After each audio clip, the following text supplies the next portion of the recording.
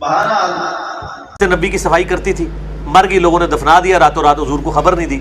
آپ فرمایا وہ عورت کدھر گئی ہے؟ کہا جی فوت ہوگی، آپ کے حرام کے خلل کی وجہ سے نہیں بتایا. اب صحابہ کا تو چونکہ حاضر و ناظر کا قبر میں سرکار کے آنے کا عقیدہ نہیں تھا، ان بیچاروں کو تو نہیں پتا تھی یہ باتیں. اور حضور صلی اللہ علیہ وسلم نے فرمایا کہ بھی مجھے تو نے کیوں نہیں بتایا، مجھے بتاؤ اس کی قبر کدھر ہے. صحابہ نے قبر بتائی. محبوب کی وجہ سے اتنے احسان ہوں، حق تو بنتا ہے نا کہ ان کے تذکرے کیے جائیں، ان کی شان بیان کی جائیں، ان کے ذکر کے چرچے کیے جائیں. میں نے آیت مبارکہ تلاوت کی. ہر چیز فنا پذیر ہے، اقدار عالم برباد ہو رہی ہے، ہر چیز تنزلی کی طرف جا رہی ہے، نچائی کی طرف جا رہی ہے. ہر چیز جو ہے وہ بھائی بھائی کا گلا کاٹ رہا ہے، خون سفید ہو چکے ہیں، لیکن ذکر مصطفیٰ بلندی کی طرف جا رہا ہے. کیونکہ میرے رب نے خود وعدہ فرمایا بارفانا لاکا ذکرک، محبوب ہم خود تیرا ذکر بلند کرتے ہیں. نبی پاک رحمت کائنات صلی اللہ علیہ وسلم کو اللہ تعالیٰ نے بہت زیادہ شان عطا فرمائی. میں چند معجزات بیان کروں گا. حضور علیہ السلام کے معجزات کی تعداد بعض نے 1200، بعض نے اس سے بھی زائد نہیں تھی، لیکن ہمارے بزرگوں کا اس بات پہ اتفاق ہے کہ سر تا پا میرے نبی علیہ السلام کی ذات معجزہ ہے. کیوں کہتے ہیں کہ قطرے کو سمندر اور ذرے کو ستارہ کرتے ہیں، کونین کو خم آ جاتا ہے جب زلف سوارا کرتے ہیں. نبی پاک علیہ السلام جدھر اشارہ فرمائے کائنات کا رخ ادھر ہو جاتا ہے. حدیث پاک سنیں، حضرت سیدنا ابو ہریرہ رضی اللہ تعالیٰ عنہ فرماتے ہیں، بخاری شریف کی حدیث پاک، آپ اصحاب صفہ میں سے، اصحاب صفہ وہ ہیں جن کو میرے نبی علیہ السلام نے خود پڑھایا ہے. اصحاب صفہ جو تھے، لا یابون الی اہل ولا الی مال ولا الی احد، ان کا نہ تو کوئی گھر تھا، نہ کوئی مکان تھا، نہ مال تھا ان کے پاس. یہ حضور کی بارگاہ میں رہا کرتے تھے. حضرت ابو ہریرہ فرماتے ہیں ایک دن بہت زیادہ بھوک لگ گئی، اور بھوک کی وجہ سے میں نے پیٹ پہ پتھر باندھ دیا. فرماتے ہیں کہ میں مسجد نبوی شریف میں ایک ایسی جگہ پہ بیٹھ گیا، ایسے زاویے میں بیٹھ گیا جہاں سے گزرنے والے مجھے دیکھ رہے تھے. فرماتے ہیں فمر بی ابو بکر، حضرت سیدنا ابو بکر صدیق میرے پاس آئے. فسألتہ عن آیت من کتاب اللہ ما سألتہ الا لیشفیانی. فرماتے ہیں کہ میں نے ان سے کتاب اللہ کی ایک آیہ مبارکہ کے متعلق سوال کیا. میرا خیال تھا کہ یہ آیت بھی بتلائیں گے اور روٹی بھی کھلا دیں گے. تو فرماتے ہیں فمر ولم یفعل، حضرت ابو بکر صدیق نے آیت تو بتلا دی لیکن مجھ سے کوئی بات نہیں. فرماتے ہیں تھوڑی دیر گزری، فمر بی ابو عمر، حضرت عمر رضی اللہ تعالیٰ عنہ تشریف لے آئے. جب حضرت عمر آئے فسألتہ عن آیت من کتاب اللہ، میں نے ان سے بھی کتاب اللہ کی ایک آیت کے متعلق پوچھا. فرماتے ہیں ما سألتہ الا لیشفیانی، میں نے ان سے اسی لیے پوچھا تھا کہ یہ مجھے کھانا کھلائیں گے. تو انہوں نے بھی کوئی بات نہ کی. فرماتے ہیں ابھی میں پریشان ہی تھا. فمر بی ابو القاسم، کہ ادھر سے کلب و دل و نکاح کا مرشد اپنی آ گیا. حضور تشریف لے آئے. فرماتے ہیں فتبسم حین رآنی، جب ہی حضور نے مجھے دیکھا تو حضور مسکرا پڑے. ابو ہریرہ فرماتے ہیں میری بھوک تو وہی ختم ہو گئی. سبحان اللہ. حضرت سیدنا ابو ہریرہ رضی اللہ تعالیٰ عنہ فرماتے ہیں جب حضور مسکرائے تو حضور نے مجھے فرمایا ابو ہریرہ فعرف ما فی نفسی و ما فی وجہی، بخاری کے لفظ ہے. ابو ہریرہ حضور کے صحابی ہیں، حضور کے تعلیم یافتہ ہیں.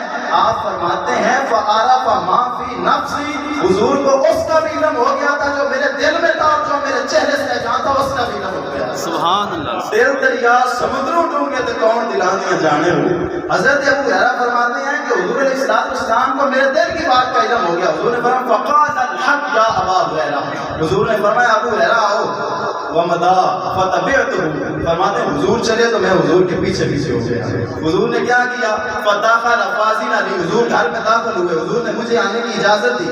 فوجد لبن قدح، حضور علیہ السلام نے دودھ کا ایک پیالہ پایا. دودھ کا ایک پیالہ گھر میں موجود تھا. تو حضرت سیدنا ابو ہریرہ رضی اللہ تعالیٰ عنہ فرماتے ہیں کہ جب حضور نے دودھ دیکھا تو فرمایا من این ھذا اللبن، بتاؤ یہ دودھ کہاں سے آیا؟ تو گھر والوں نے کہا قالوا اہداہ لک فلان، یا رسول اللہ آپ کے کسی غلام نے تحفہ بھیجا ہے. نبی پاک رحمت کائنات صلی اللہ علیہ وسلم نے ارشاد فرمایا یا ابا ہریرہ، میں نے کہا لبیک یا رسول اللہ، یا رسول اللہ ابو ہریرہ حاضر ہے، میری جان حاضر ہے. حضرت ابو ہریرہ رضی اللہ تعالیٰ عنہ سے حضور نے فرمایا کہ جاؤ فادعوہم لی، اصحاب صفہ کی طرف جاؤ، تمام کو بلا لاؤ، کیونکہ میرے نبی کو صرف ابو ہریرہ ہی پیارے نہیں تھے، سارے غلاموں سے ہی بڑا پیار تھا. تو حضرت ابو ہریرہ رضی اللہ تعالیٰ عنہ چلے گئے اصحاب صفہ کے پاس, ان کو بلا لائے. اب حضرت ابو ہریرہ فرماتے ہیں فسانی ذالک, مجھے پریشانی تو ہوئی کہ دودھ کا پیالہ ایک ہے, 70 صحابہ صفہ ہیں, میں ہوں, نبی پاک علیہ السلام کی ذات ہے, دودھ تھوڑا سا ہے کہتے ہیں, لیکن مالا نعبد. جب حضور کا حکم آ جاتا تھا تو پھر ہمیں کوئی چارہ نہیں ہوتا تھا. میں گیا, میں ان کو بلا کے لایا.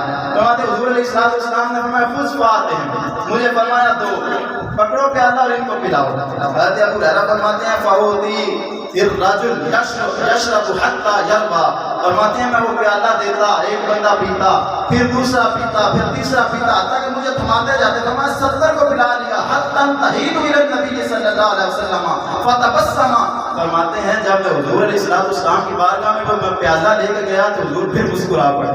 حضور نے فرمایا ابو ہریرہ پریشان تھے, فرمایا پیو اشرب یا ابا ہر.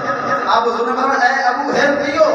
آپ فرمانے لگے میں نے پیا فشربت. حضور نے دوبارہ فرمایا ثم اشرب. اے ابو ہریرہ دوبارہ پیو. فرمایا فشربت, میں نے پھر پیا. حضور نے فرمایا ثم اشرب, پھر پیو. فرماتے ہیں فشربت, میں نے پیا. حضور نے فرمایا اور پیو. کہنے لگے والذی بعثک بالحق لا اجد له مسلکا, یا رسول اللہ جس ذات نے آپ کو حق کے ساتھ مبعوث فرمایا ہے اس ذات کی قسم اٹھا کے کہتا ہوں آپ میرے اندر ایک قطرے کی بھی گنجائش باقی نہیں.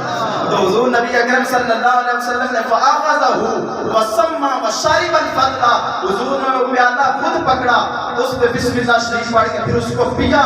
آپ بتلاؤ جو نبی دودھ نہ ہو, ایک بندے کے لیے ناکافی ہو, وہ اتنا اختیار رکھتا ہے 70 کو پلا سکتا ہے. ایسے لگتا ہے جیسے اللہ تعالیٰ نے اس پیالے کا تعلق حوض کوثر کے ساتھ جوڑ دیا ہے. تو وہ نبی چاہے دوسری روایت سے میں ثابت کروں گا وہ پوری امت کو نہیں پلا سکتا, وہ پوری امت کو نہیں کھلا سکتا. تو حضور علیہ السلام کا اختیار اور معجزہ بال اختیار ثابت ہوتا ہے, معجزہ اختیاری ہوتا ہے. کون کہتا ہے؟ شرع قائد میں ہمارے اماموں نے لکھا, تصریح کی, انہوں نے کہا کہ لا بد من قصد ہی, معجزے کا تو صدور ہی نبی کے ارادے سے ہوتا ہے, اس کے اختیار سے ہوتا ہے. ارادے کو اختیار لازم ہے. میرے نبی علیہ السلام کی یہ ادا دیکھیں, مولانا حبیب اللہ صاحب فرماتے ہیں ایک طرف تو میرے نبی کا اختیار ثابت ہوتا ہے, دوسری طرف کیا ثابت ہوتا ہے کہ دونوں جہاں کا سلطان اپنے 70 غلاموں کا جھوٹا پی رہا. تیری ہر ادا پہ ہے جاں فدا, اور مجھے ہر ادا نے مزا دیا, کوئی تجھ سا ہوا ہے نہ ہوگا شہاد, تیرا مثل نہیں ہے خدا کی قسم. حضرت سلمان فارسی رضی اللہ تعالیٰ عنہ, آپ کی عمر 350 سال, بعض نے کہا 250 سال ہے. آپ راہب کے پاس رہتے تھے, ساری زندگی اس کی خدمت کی. جب وہ مرنے لگا تو اس نے کہا کہ میرے پاس تو کچھ نہیں ہے, تم نے میری خدمت کی ہے, میں تمہیں بتاتا ہوں جمہوریہ چلے جاؤ. ادھر ایک راہب رہتا جو انجیل کا عالم ہے, وہ تمہیں کچھ نہ کچھ ضرور دے گا.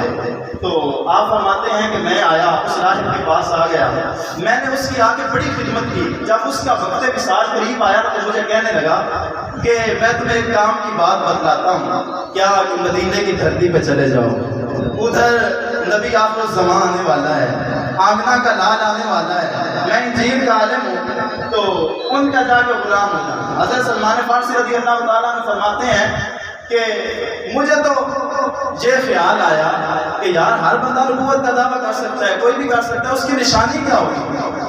تو راہب کہنے لگا اس کی ایک نشانی یہ ہوگی کہ وہ صدقہ نہیں دے گا, دوسری نشانی یہ ہے کہ وہ ہدیہ اپنے غلاموں کا تحفہ ضرور قبول فرما لے گا, اور تیسری نشانی یہ ہے کہ ان کے دونوں کندھوں کے درمیان مہر نبوت ہوگی. آپ جس بات کی طرف میں لانے والا ہوں بڑی توجہ سے سنیے گا.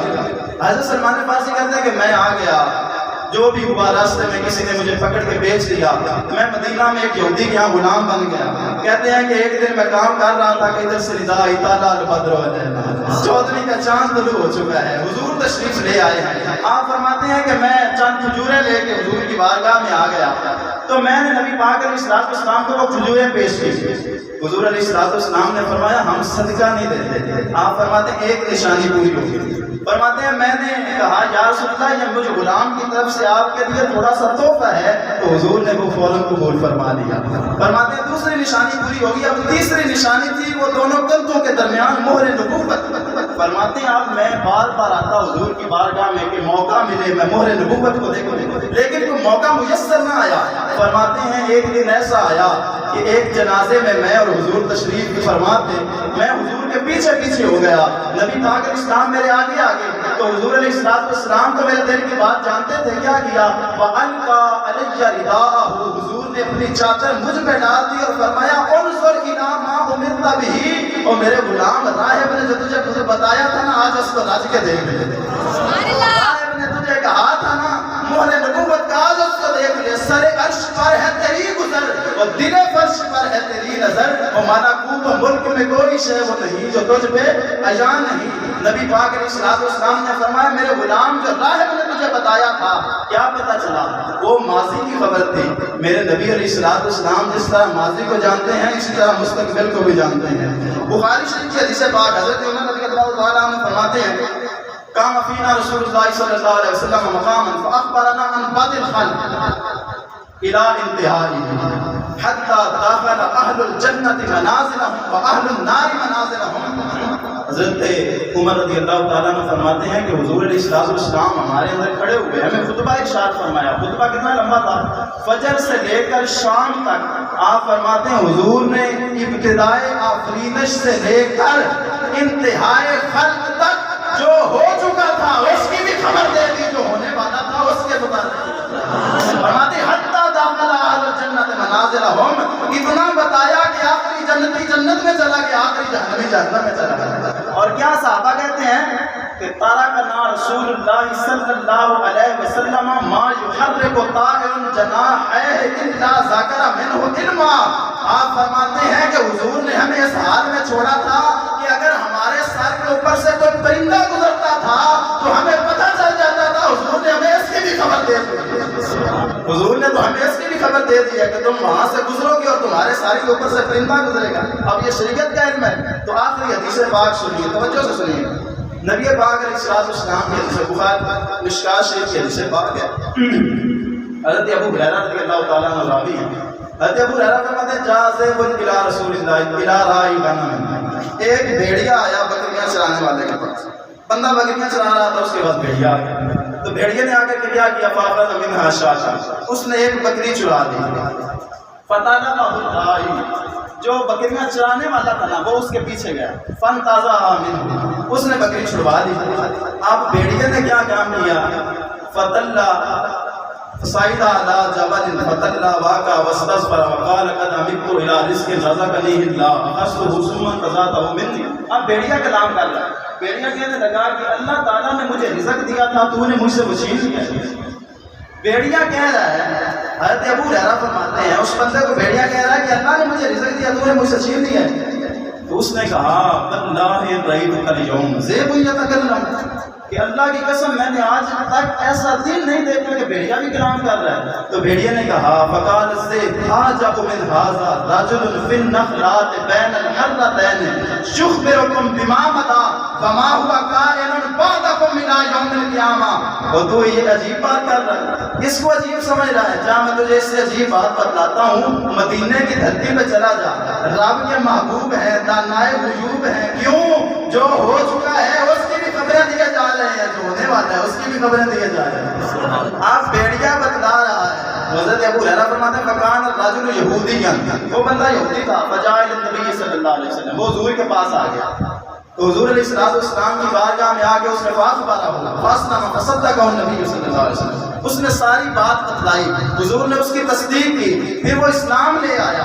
حضور نے فرمایا میرے غلام ذرا میرے صحابہ کو دوبارہ بتلاؤ نا۔ تو آپ کو جب دوبارہ بتلانے لگے تو شرما رہے تھے، جھجک رہے تھے، اور جھجک اس بات کی تھی کہ کہیں سے پیچھے سے پھر بھیڑیا بکریاں نہ دے ہے تو بھیڑیا ہی۔ تو حضور علیہ السلام نے فرمایا میرے غلام تو بات مجھے بتلا، میں گارنٹی دیتا ہوں بھیڑیا تیری بکریوں کی حفاظت کرتا رہے گا۔ اسی لیے بریلی کے تاجدار امام محمد رضا خان بریلوی رضی اللہ تعالیٰ عنہ فرماتے ہیں سرش پر ہے تیری گزر، سرش پر ہے تیری گزر، او دل فرش پر ہے تیری نظر، ملکوت و ملک میں کوئی شے، ملک